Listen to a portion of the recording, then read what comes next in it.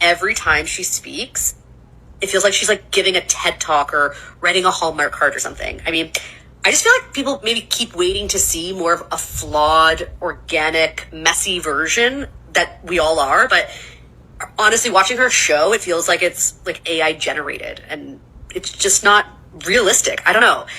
So what you're trying to say is you want her basic, just like you, so you'll feel better. So now the new standard for relatable is sounding less intelligent and more messy. Let me get this straight. A woman with poise, purpose, and polish. And that's your cue to call her inauthentic. You said your friend baked a princess cake. Someone compared her to Megan. And her response was, I'm more of a Martha Stewart. Okay, let's break this down. You know Martha Stewart. The woman who literally curated a brand around perfection. Whose entire empire is built on aspiration, not relatability. A woman who built an aesthetic where every flower was placed with tweezers. And every scone had a monogram. That Martha? So let's not pretend this is about authenticity, because what you're really doing is cloaking a dig in faux feminist musings. You don't want Megan to be authentic. You want her to be less articulate, less composed, less excellent, so you can stop feeling insecure every time she reminds you of how much more you could be. And this whole she sounds like a TED Talk or a Hallmark card argument, that's not a flaw. That's branding. That's control. That's a woman choosing her words carefully in a world that's constantly dissecting her existence. You think she's stiff? Maybe she's tired of being punished no matter what she does. You claim you wanted a flawed, messy version of her. But if she gave you that, you'd crucify her for being ungrateful, attention-seeking, or disrespecting the crown. And let's talk about what you really mean when you say you want Megan to be less poised. That doesn't just sound biased. That sounds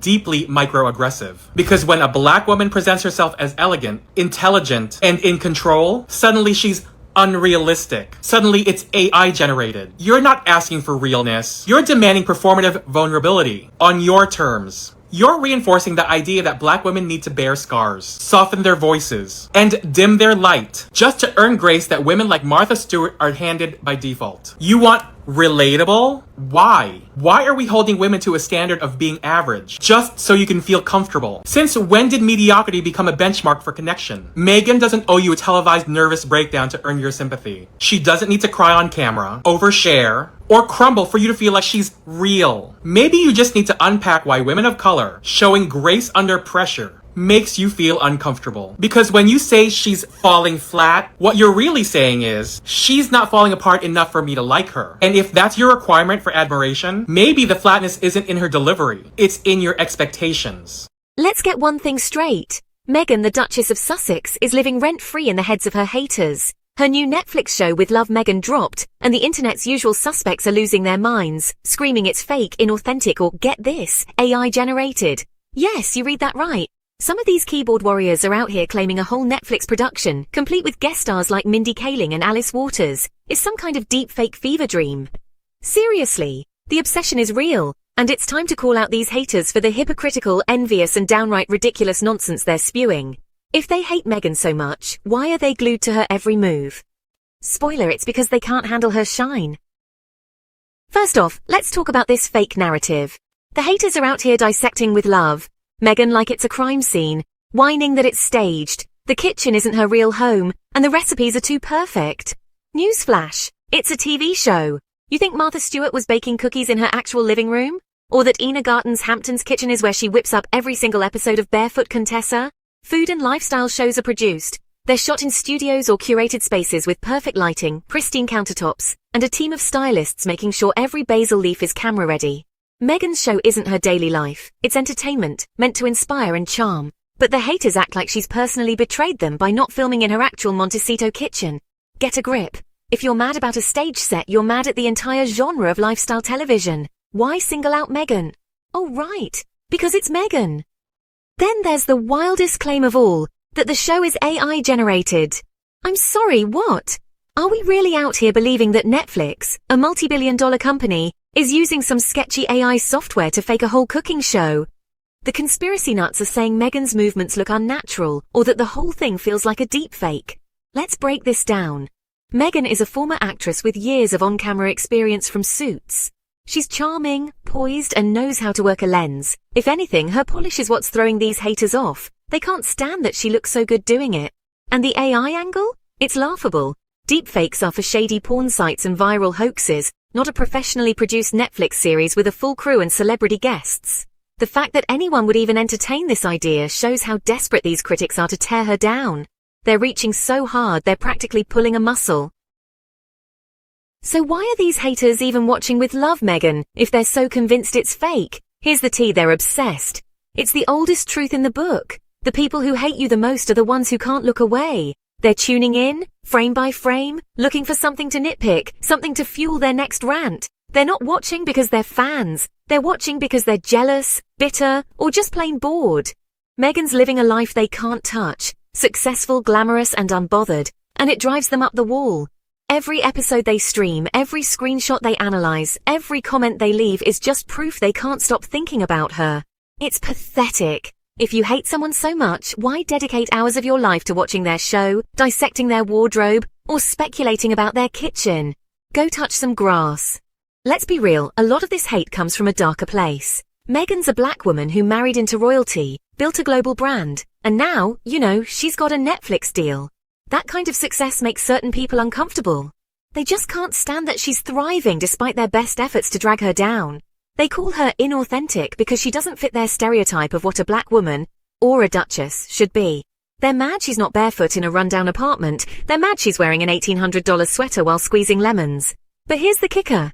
They'd be mad no matter what she did. If she wore jeans and a t-shirt, they'd say she's sloppy. If she filmed in her real home, they'd say she's flaunting her wealth. There's just no winning with these people because, honestly, the problem isn't Meghan. It's them. The irony is that the haters are the ones who look fake. They hide behind anonymous profiles or, honestly, the problem isn't Meghan.